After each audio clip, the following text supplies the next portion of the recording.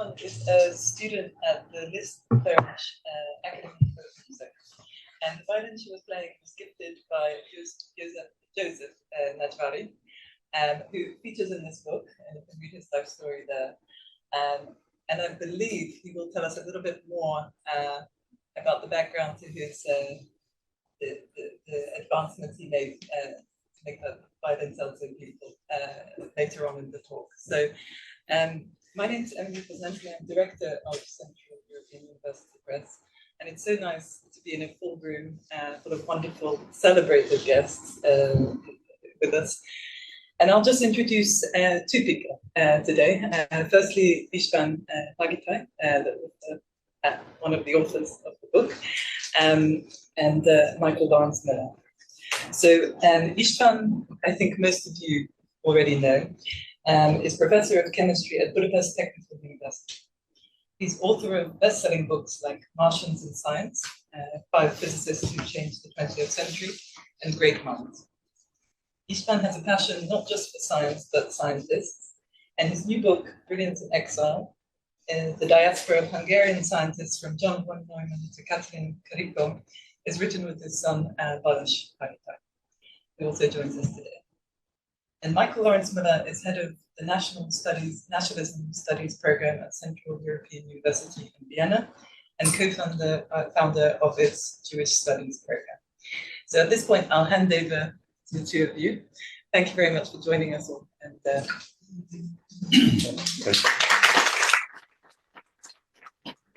I also want to welcome Balazs Hargittai, who's on Zoom with us today. And this is a father-son publication. So Balazs is joining us from Pennsylvania right now, where he's a professor of chemistry at St. Francis University. Also a very prolific author of works of science, but also works dealing with, I guess, the culture of science. Which is one of the things we're going to be talking about today.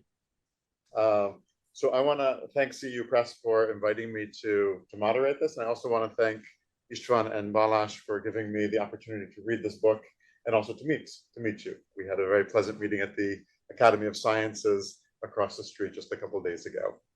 I want to put this book in context, and it's a book that it's a context that's also going to be the first question that I ask of István and Balazs. There's a genre. There's a literary genre dealing with great Hungarians, and there's some that deal with great Hungarian Olympic athletes, but most of them deal with intellectuals and scientists and artists who have achieved great acclaim. And the one thing that they all share in common, these are the Nobel laureates, these are the great artists, these are the great musicians, these are the great intellectuals, is that their accomplishments, not exclusively, but by and large, have been abroad. And there are works that have tried to grapple with this in the past. I'll mention some, and these are also mentioned in the bibliography of this book. Several decades ago, William McCagg wrote a book called Jewish Nobles and Geniuses that tried to understand why there were so many noblemen, not Nobel Prize winners, but Jewish noblemen and noble Jews in the Habsburg period, and why there were so many geniuses, people like the individuals that are dealt with in this book, and tried to understand this in terms of the middle class and upper middle class Jewish milieu in Hungary. There were scholars such as, I guess, Kati Márton, who focused on 7 Hungarians who changed the world. Interestingly, I think in English it was 7 Hungarian Jews who changed the world, and in Hungarian it was just 7 Hungarians who changed the world. It was called The Great Escape, dealing also with a lot of the scientists that you deal with here, but really focusing on a certain period in the 20th century.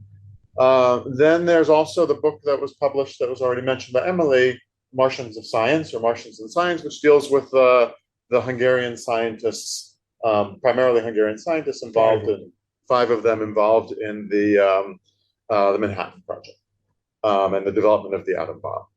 And so there's a lot of attention that's been focused on great Hungarians, and these are in many cases great Hungarian Jews, who contributed greatly to knowledge and were recognized quite often by the Nobel Prize or other kinds of great recognition. What's distinctive about this book is that it doesn't focus on one period. So another book that I wanted to mention was the late Tibor Frank wrote a book called Double Exile, which really deals with those Hungarians, primarily Hungarian Jews again, who were forced out of Hungary because of the numerus clausus in the 1920s and 30s, and ended up going to Germany, Weimar Germany, and then eventually to primarily England and the US, where they accomplished great things. And there's a lot of these individuals are dealt with in this book, but what's distinctive about this book is that it really deals with a period going from the early 20th century up until today. All these other works deal with a specific cohort, and you usually try to find one explanatory factor: the conditions in that late Habsburg period, the conditions in the 1920s and 30s, the conditions at other times in Hungarian history. And what you do here is you focus on scientists, but you really focus on the long 20th century, so going up until the 21st century. And you would argue that there is actually a strain that ties together these waves of émigrés in the 1920s to those waves of émigrés in the 1950s and 60s, and even those waves of émigrés in the 70s and 80s, and even going up to today, though you don't deal with this as much in the book. You really deal with the period primarily up until the fall of communism, though many of the accomplishments, such as those by Katalin Karikó, are in the last couple of years. So maybe you could reflect right now on what it is about this 100-year period that you're looking at least 5 different regimes that are covered. And why is it that, first of all, Hungary has produced so many of these great scientists? And why is it that there was always a push to go abroad, or was there also maybe a pull? You seem to argue here that it's primarily a push to go abroad, but there is also a pull, that there are great universities and research institutions. So what is it that ties together all of these scientists who have left, gone into exile, and really achieved their great accomplishments, not in Hungary, but elsewhere? This is a big task that you are giving me. First, we talk about history until today, but the last 30 years, we don't call it emigration, because there is a way back, a possibility to come back. Until the 1990s, somebody left, there was no return, at least not for quite a few years. Today, and this is a big difference, there is a way back and forth. Unfortunately, we are still observing a one-way movement, but at least in principle, it could be more easily to have it 2 ways. Now, when I started thinking about great scientists, I didn't think about Hungarian scientists at the beginning. My first relevant book was about the Nobel Prize, and that was very successful. And then Oxford University Press invited me to write this Martians of Science, which I first declined. Fortunately, they didn't accept this. I declined because I thought that there were others who knew the topic better than me. And I also thought that everything had been written about already. And I told them, there are some experts. And they said, we don't need experts. You produced a successful book. We need another successful book. So I then embarked on a 2-year study. I read everything what could be read about the 5 Martians, and I defined in just a moment what I mean by that. And I wrote that book, The 5 Martians of Science. And there was a detour. I wrote a separate biography about Edward Teller, whom I found to be the most controversial among those. So needless to say that I found plenty that hadn't been written yet and should be written. And eventually, when talking with Balazs extensively, we came to the idea that there are more than just these 5 great Hungarian physicists or physical chemists. And eventually, gradually, we came to this observation that this emigration business is not limited to one period of history. Unfortunately, it's a continuous phenomenon. And this is what we are showing in the book. 5 Martians of Science. This was the starting point. George Marx, who wrote about the Martians, he defined Martians as Hungarians, not just scientists, who went to the West and became famous. And we thought that this is a euphemistic usage of the term, covering the fact that these were Jewish scientists who were exiled. And it could be shown why we call it an exile, as they felt they had to leave.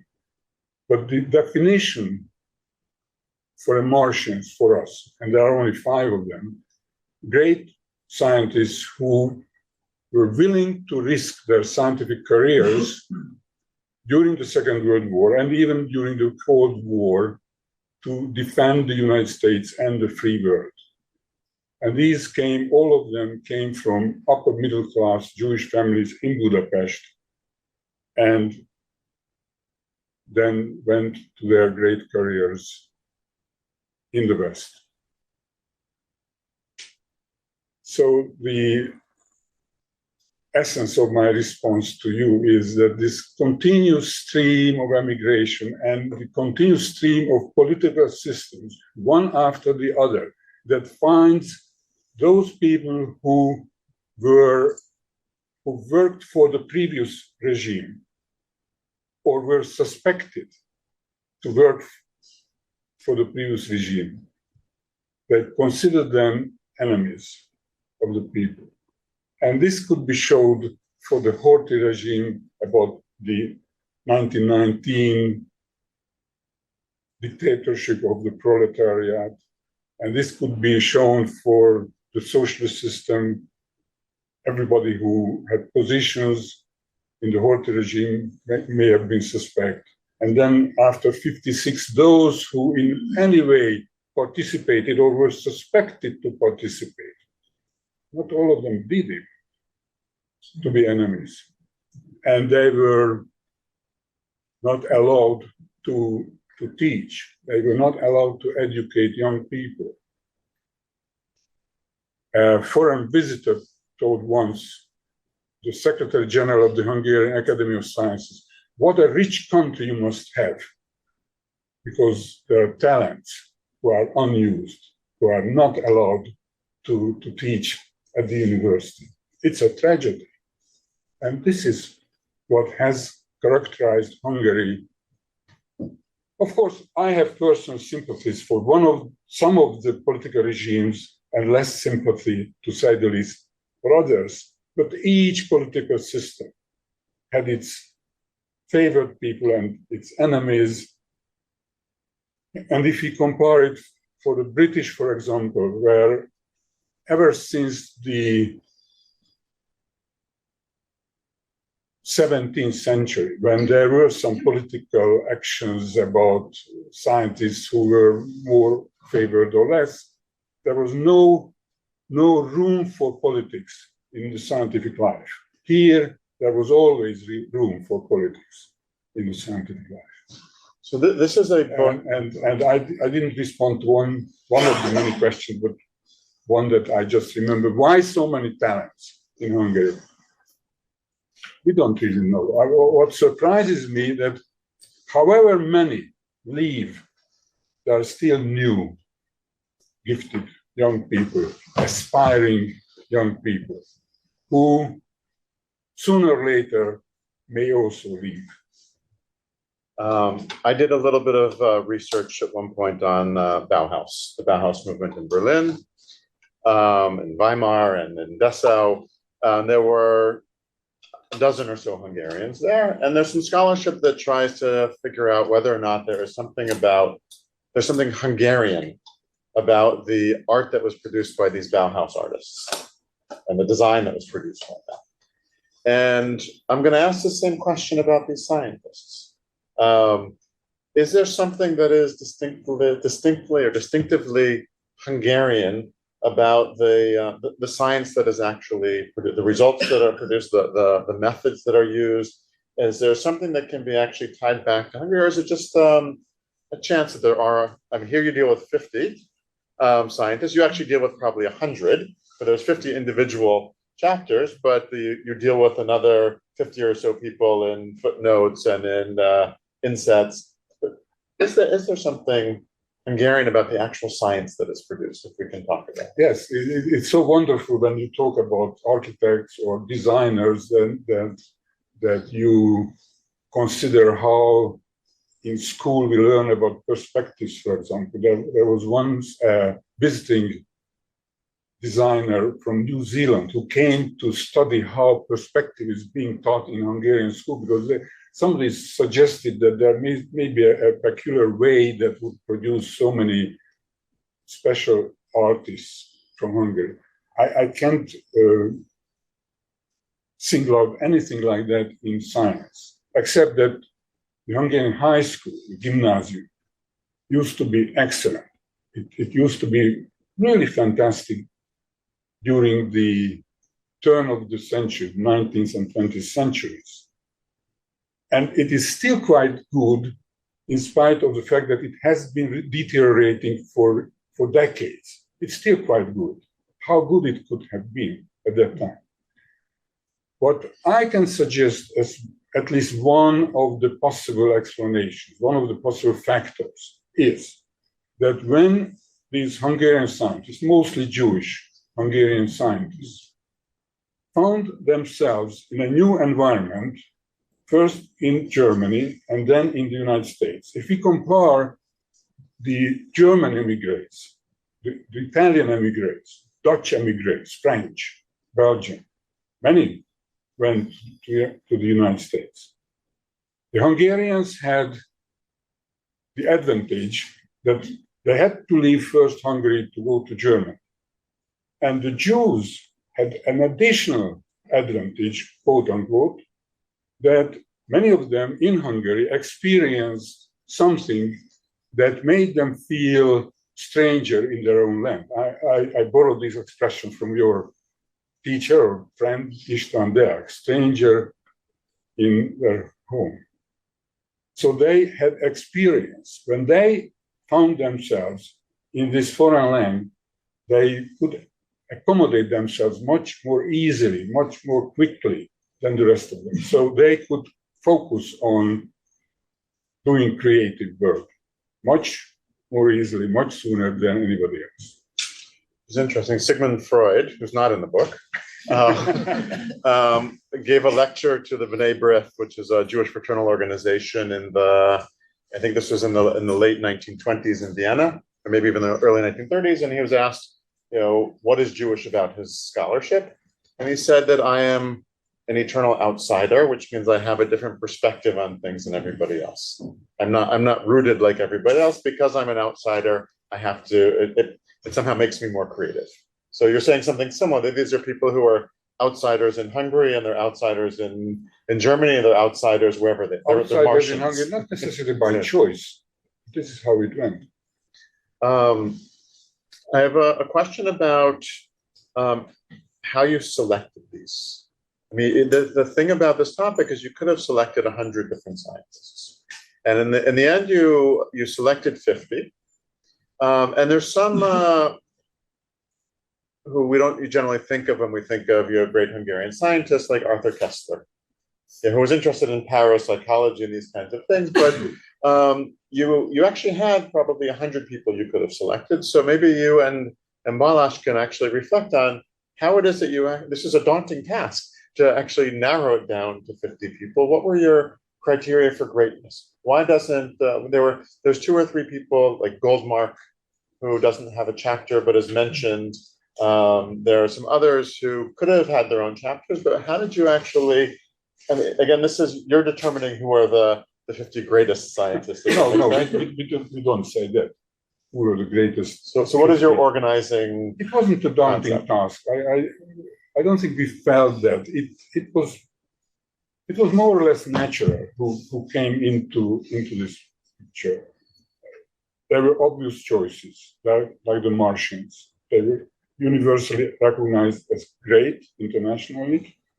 Then there were the Nobel laureates, again, no doubt. The rest, probably some personal sympathy, I don't know, but we didn't have much hesitation.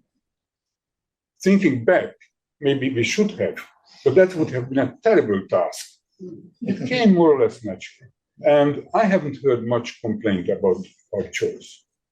Nobody complained. We are really raising it for the first time that why these 50 people.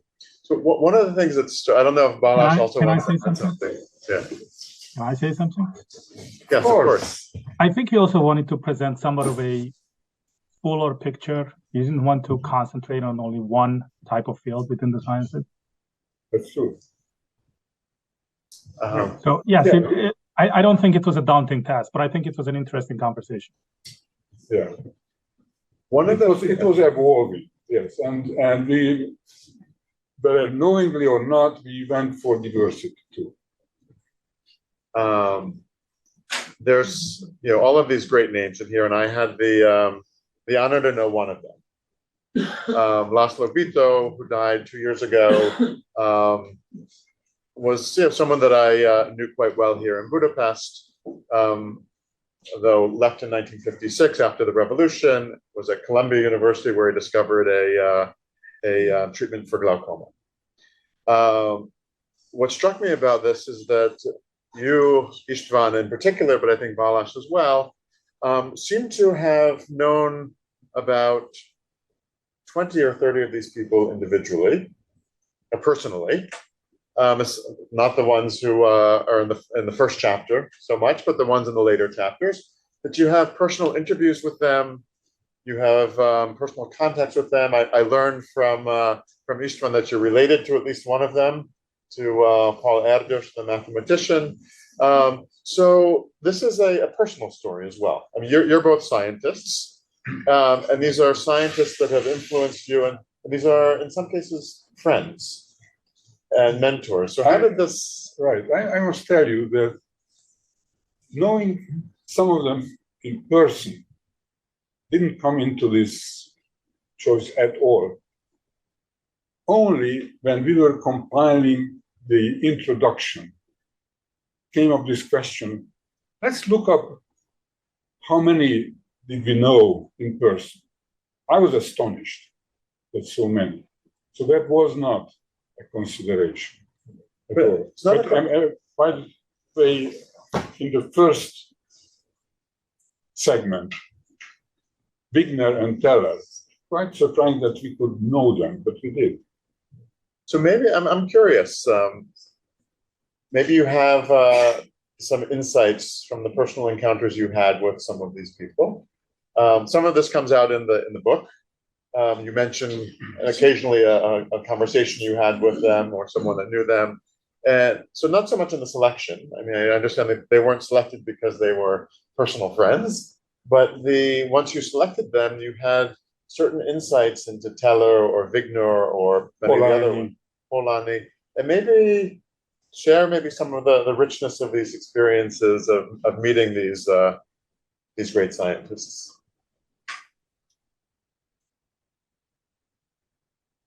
It's much simpler than you could produce it. I was a fifth-year student at Moscow State University. And the only media I subscribed to was 𝘏𝘶𝘮𝘍𝘍, Life and Literature. And there was an article about Eugene Wigner, and they reproduced a paper by Eugene Wigner about the limits of science. And there was a comment by Wigner. This was in 1964. Wigner would be curious what people think about this topic, that is the limits of science. And I, as a student, felt that I must respond to this question. I have never before written anything. I have never before published anything. I have never before had any connection with any great scientist. So I wrote what I thought about the topic, sent it to 𝘏𝘶𝘮𝘍𝘍, they published it, my very first publication in 1964. And a few weeks later, I received a beautiful letter from Eugene Wigner. He agreed with some of my points, disagreed in his very polite way with some other points. And this is how 30-year interaction started. Then in 1969, I was a visiting researcher at the physics department of the University of Texas at Austin. He was coming for a visit. I wanted to meet with him. I told the chairman of the department. He said, no. Wigner is too expensive for that, for a visiting research associate to waste time. So I just left a note that I was there. And for his whole week visit, Wigner came to my office every morning at 8 o'clock and mentored me on symmetry matters. And he left at 9 because his official visit started at 9. So he used his private time with me. Why I'm telling you about this, I didn't realize what an exceptional privilege it was for me. I thought it was quite natural that Wigner is coming and teaching me something. Only decades later, I realized what a privilege it was, how lucky I was. So it wasn't building up, it wasn't a scheme that I was becoming this exceptional person, not having known Wigner and Teller and others. It was just evolving. And that was my interest. The same year, in 1969, I met Michael Polanyi in Austin, Texas. I mean, that university, the physics department was really bringing in great people. They were very well off. And since I was from Hungary, with Polanyi, I was introduced to him and we had a lunch and a wonderful experience. But again, I didn't think this was something so exceptional. Many years later, I realized, Michael Polanyi, oh, fantastic, which it was. One of the things that strikes me about this book is how interrelated everybody is, right? So there's a whole generation that studied at the Lutheran Gymnasium here in Budapest. A lot of them are the Martians. They all had, a lot of them had the same teachers. I think Latz was one of the physics teacher or the math teacher, who appears in 5 or 6 different chapters. And there's a lot of overlap in that, the book is structured as individual biographies. But all of these, not all of them, but a lot of these people knew each other, interacted with one another, cited each other's works, co-published with one another. And they did this in Germany, they did this especially in the United States. And these were all people who had similar backgrounds. They were different generations in many cases, they had similar backgrounds, but they were all Hungarians. Right? And I think about the anecdote about Hollywood, right, where you don't have to know Hungarian. I don't know if this is a apocryphal story, that there was a sign in Hollywood in the 1940s or 50s that, you don't have to know, or Hungarian. You don't have to be Hungarian, but it helps. Yeah, you don't have to be Hungarian, but it helps. Okay. And we know that Hollywood in the 1930s, 1940s, 1950s there were a tremendous number of Hungarians, and there was a network, and these people actually use it. To what extent can we talk about there being a Hungarian network? No. I mean, what you described here also with 𝘉𝘀𝘀 and 𝑃olanyi, this is, you met them in part because of what I might call a Hungarian network here.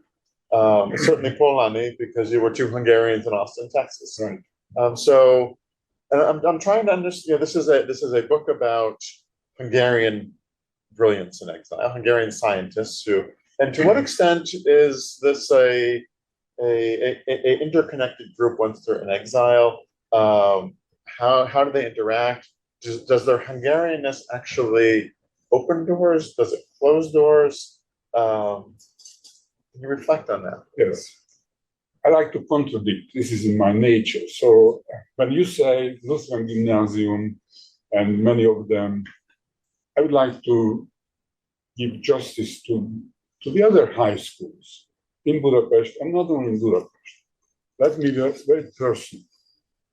That is my math teacher from my high school. Would you like to stand up for a second? Please.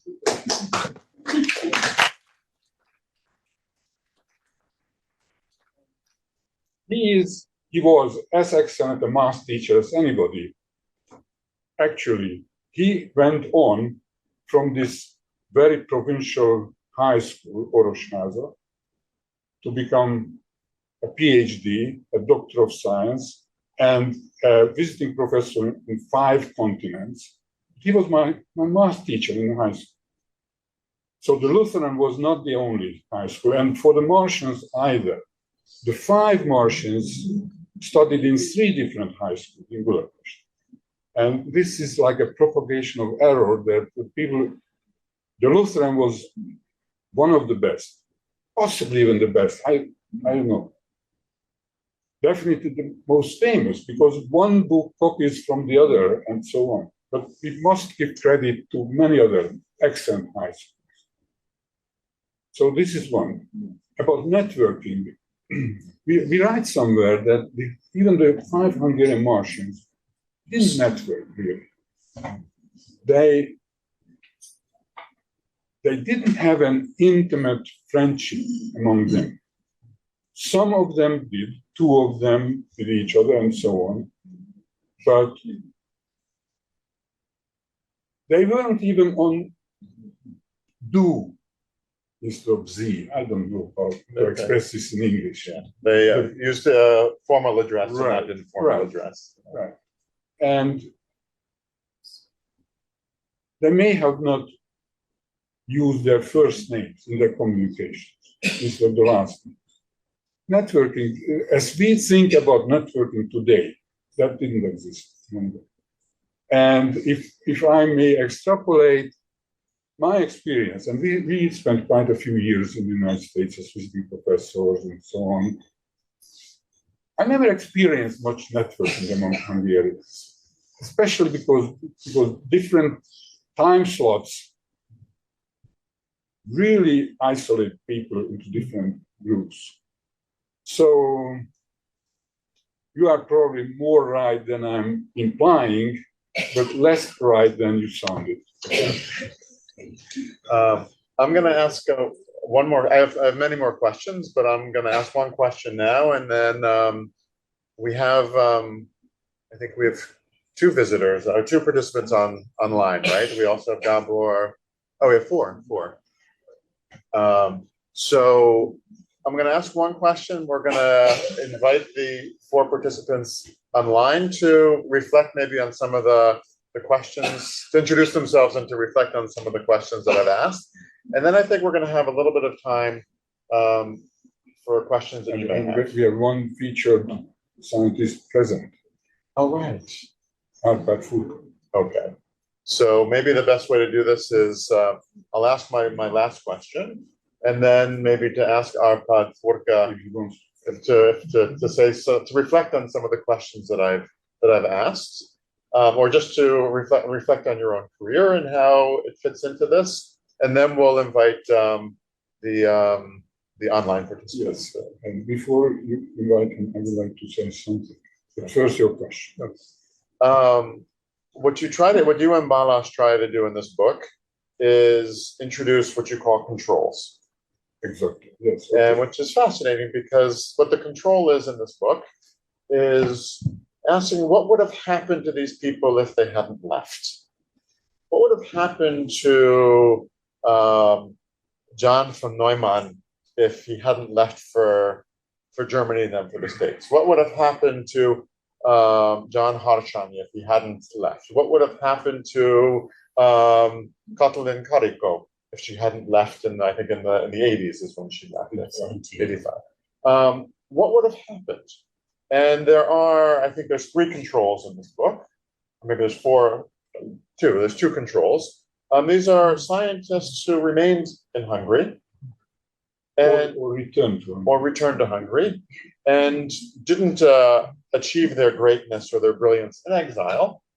And maybe to explain what you were doing, what you were trying to do with these controls and why you felt that these were important for a book that's about Hungarian scientific success abroad. So what is the role that the control plays, and what do you think we learned from that? Of course, what if a historian, a real historian, would never ask this question? But I'm not a historian. So we agreed with Balazs that we would present 2 examples, one very drastic and the other not so drastic.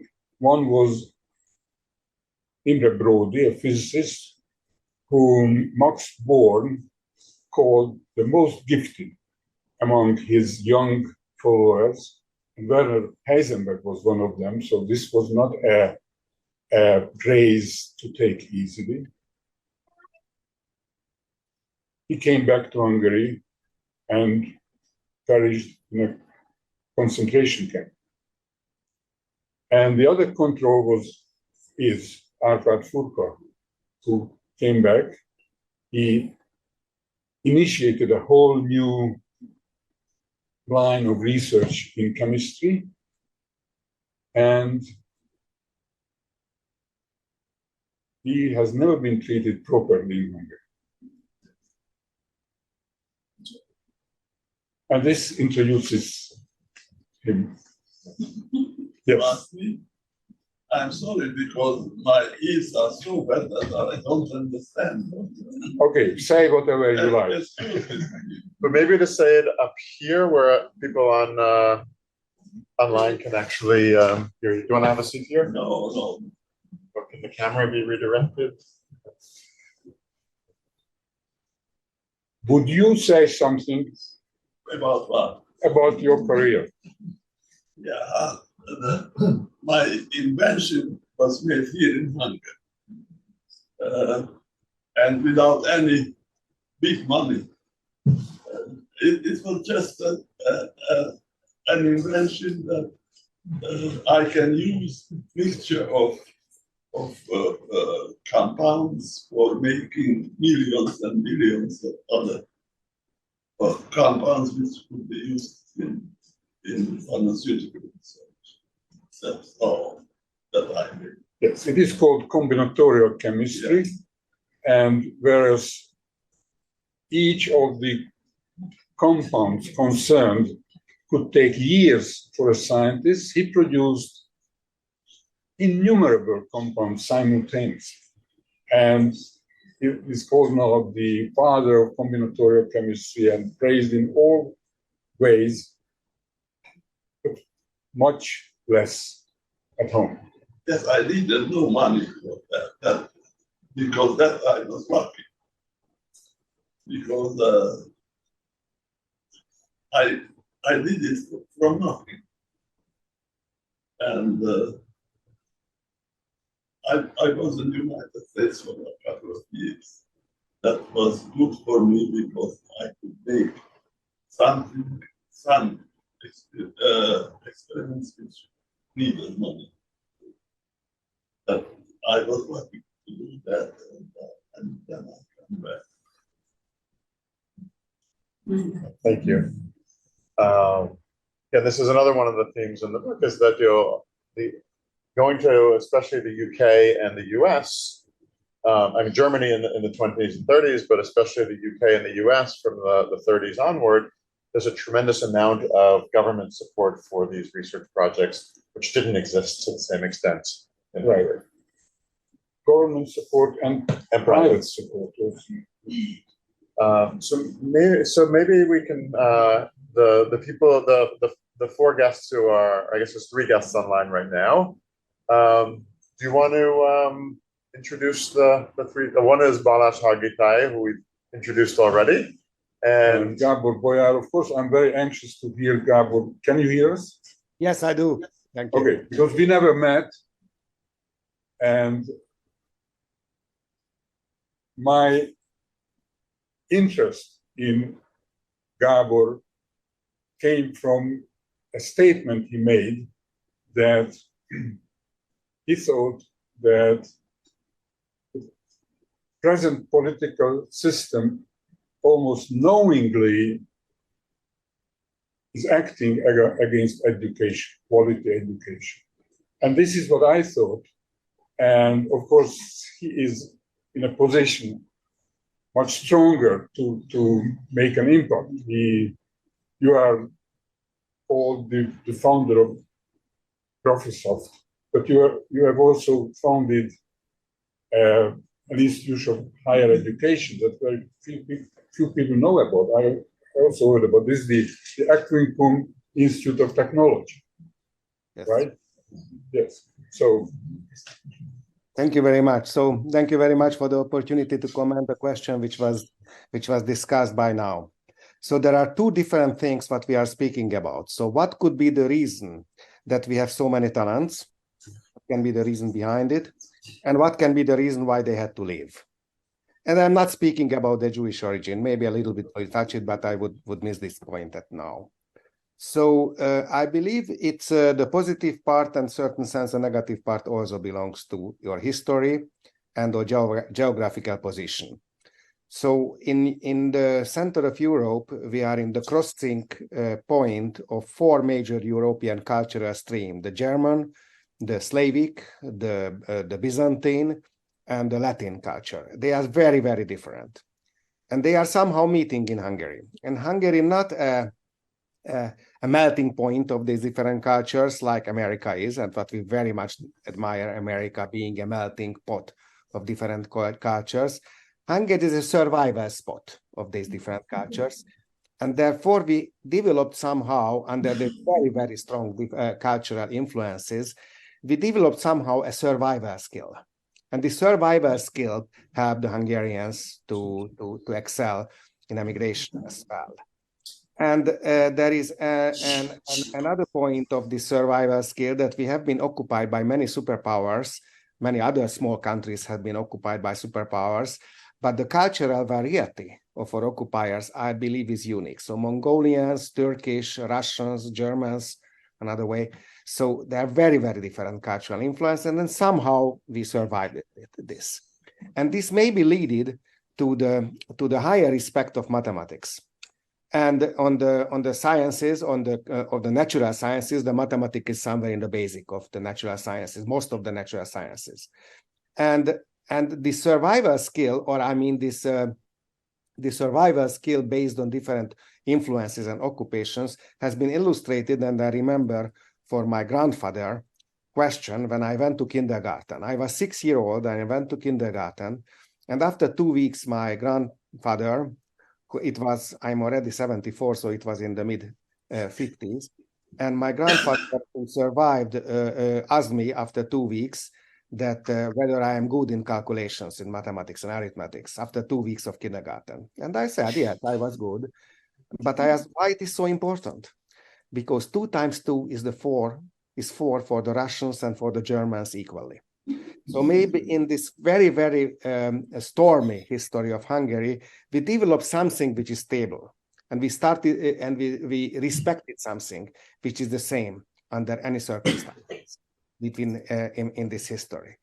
And there was another point why maybe we had so many good mathematicians, and these very good mathematicians went to education and they developed a very high level of mathematical education.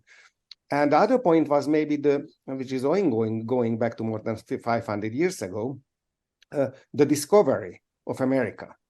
So when America has been discovered, the trading routes of the world trading went to the oceans, and Hungary had no ocean. And before, when in Hungary there was a very high level of commercial culture, is disappeared because we had no chance to participate in the colonization and in the big discoveries and in the trading. Therefore, let's suppose that the same amount of mathematical genius is boarding in Netherlands, for example, than in Hungary. Then in Netherlands, they have the chance to trading, because in trading you have to be a good mathematician in order to make good deals. In Hungary, there was no chance, so they went to science. That's my stupid, very amateur explanation for that. So this is my own explanation about why we have a high respect of mathematics, and the high respect of mathematics helped us to develop a strong mathematical culture and a strong educational culture, in particular in mathematics. But something was missing. So in the strong mathematical culture, we are good. But on the other hand, we are very, very poor in business and political culture. This is again somehow relates to our history of occupation. So being politician in our history means that serving the occupiers, or being in business in Hungary, that not too much opportunity for trading. Therefore, we have a very, very poor business and political culture. And this is why, can be one of the reasons why the great scientists had to emigrate from Hungary, in order to explore their talents. Among why there is a relatively higher proportion of Jewish origin, is because as far as I know, I also have a Jewish origin, but I do not exercise the religion. But as far as I know, there is a very high respect of education in the Jewish tradition, and probably this is the reason of the successes after the emancipation of the Jews at the late 19th century. So high respect of education leading to big success, and this high respect of education has been developed in the late 19th century and early 20th century in general. Somehow, maybe as far as heard, that one of those was 𝘒𝘢𝘵𝘮𝘯𝘀. He was anti-Semitic, as I heard, but his answer or his fear about the Jewish domination, that was probably the basics of the anti-Semitic waves in Hungary. The response was very, very correct. We have to extend the education for the non-Jews. And he established a very, very good educational system. And this led to the success of Hungarians all over the world. And we should have developed a similarly strong political and business education. This is missing. So this is my poor explanation, amateur explanation from an entrepreneur. I am not a scientist, not a historian, but I started my company already 42 years ago with the mission to keep the talents in Hungary. Because I am a physicist by education, but I was never working as a scientist. I was simply not good enough in science. I didn't have the patience for that. And then when I went to software engineering, I became a programmer. I have seen that the dream of the best software engineers were to go to abroad. At that time in the 60s and the 70s, because of not just because of the political climate, but also because the infrastructure, the available computer background. But when the personal computers took over the flagship role in the information technology revolution, I thought that it is possible in Hungary. We don't have to leave, because we can buy a personal computer in Vienna. We can smuggle into Hungary in the trunk of the Trabant. And then we have the infrastructure here in Hungary. And so that was my dream, to keep the excellent software engineers at home. And for a certain sense, I succeeded to do that. And with these excellent software engineers, we could achieve some global success without leaving Hungary. Thank you, Gábor. I'm also a son of a physicist who didn't go into physics, but went into computing. So not into the business side of it. We also have another guest online. Or is it 𝘧𝘳𝘰𝘮𝑗. Who do we have? Who else do we have? Balazs, and we also have Bojár. yeah.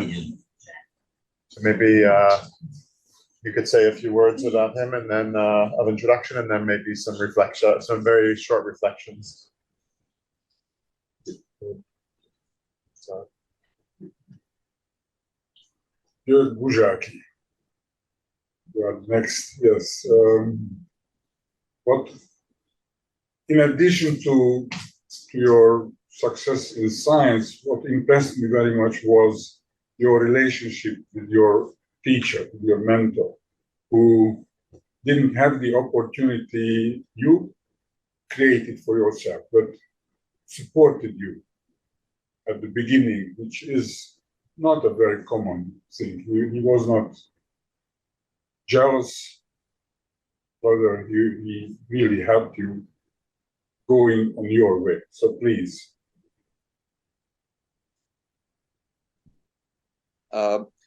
First of all, I'd like to say a few general things about the book and about you. What I like about István and Balazs is that they are searching for both specific and general explanations. You know, we are chauvinists as Hungarians, but if you view this bigger problem from a distance, and this is what István tried a couple of earlier books, then you have a different perspective. And one of them is the Hungarian language. He emphasized it over and over that Hungarian language, every language has a huge impact on your thinking. That's a curse, of course, but sometimes it's an advantage.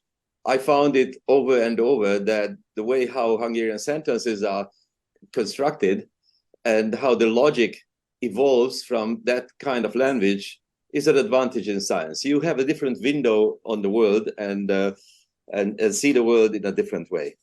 But I think, and this is what I really appreciate István's approach, is that he is looking for not the impersonal aspect of science, but he's looking at the scientists themselves. In a story about science, always the scientists come to the forward. And there are a couple of special things here. One of them is the rule in science is failure.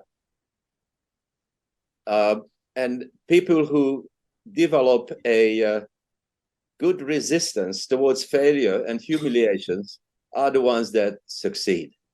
Now, maybe this is where Hungarians, especially Hungarian Jews, come into the fore, because if you fail many times and learn how to survive in everyday life, that's only an advantage in science.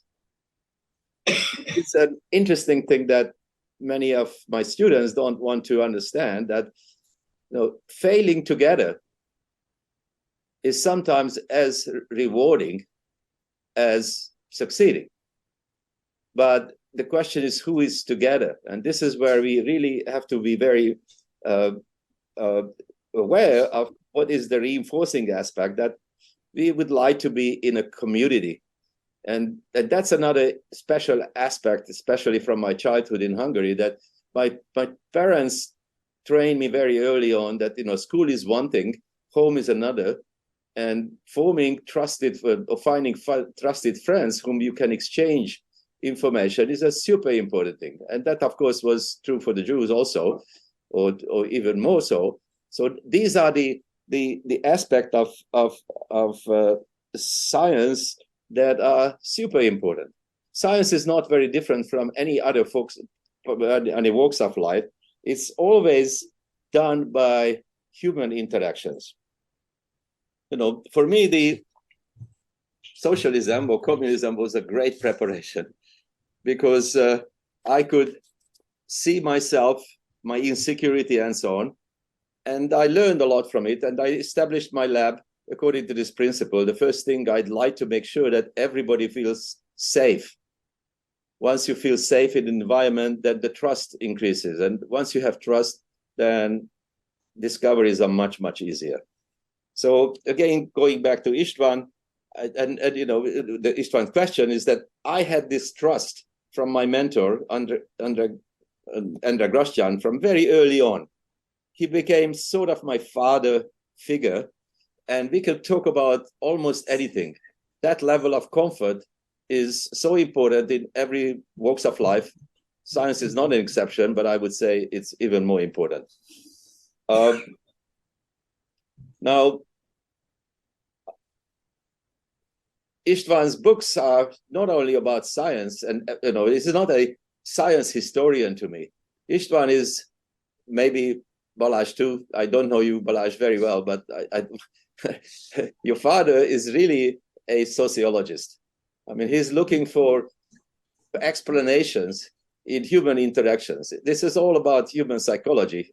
Maybe he developed his subconscious views by those interviews and interactions with scientists that he just described in his introduction. So these are the kind of things that I think are super important. And the present book is not an exception. It's a very nice dialogue. I like the way how you contrasted the people who stayed home and who left, and that's an interesting way of looking things, because one explicit question that you didn't ask, but you asked me and other times, who is a Hungarian? And I have a kind of an answer to that, which is Hungarian is the person who devotes his time and effort and moves forward the cause of the country, irrespective where you reside.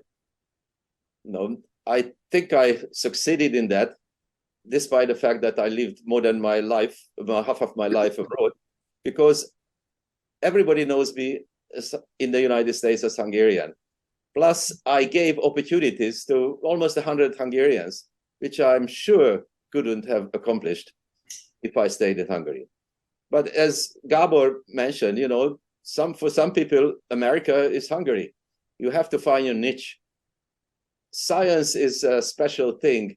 You think that you need great ideas and that's it. Unfortunately, in science, financial support is also very important. So this is the kind of a pull, and the pull is perhaps money plus being surrounded by like-minded people. That is almost a must. You can be a fantastic painter, you can be an extraordinary musician, perhaps even a mathematician, but in science, it's a collective action. You have to be right in the middle.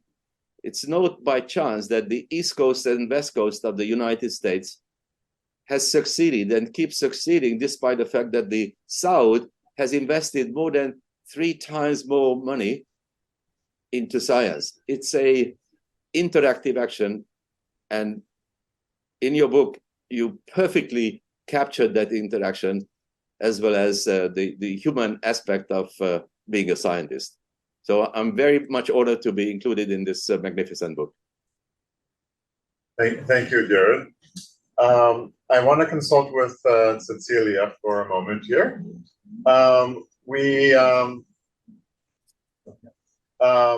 Right now, okay, we're gonna, I think, maybe have a word or two from the creator of the violin that we started off with. And then I think we have a reception afterwards. So the Q&A will be a in-person Q&A over pogača and wine and drinks. So I think what we'll do is we'll give the inventor of the Stradivarius, the reinventor of the Stradivarius, a word or two. And then maybe we'll ask István just for some concluding remarks, and if Balazs wants to say some concluding remarks, and in the next couple of minutes we'll move collectively, because as we learned just now, collective action is actually the most worthwhile. We'll move collectively over to the buffet, and we'll have some pogača and wine.